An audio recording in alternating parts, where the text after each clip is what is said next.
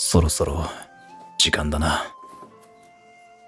おはようございます。先輩、おはようございます。やりやりだぜ。今日は自己紹介を学びます。例えば、こんにちは。私の名前は佐藤蓮です。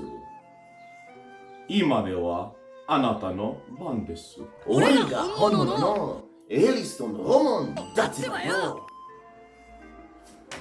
バカ野郎、この野郎、あなたはウィーブです。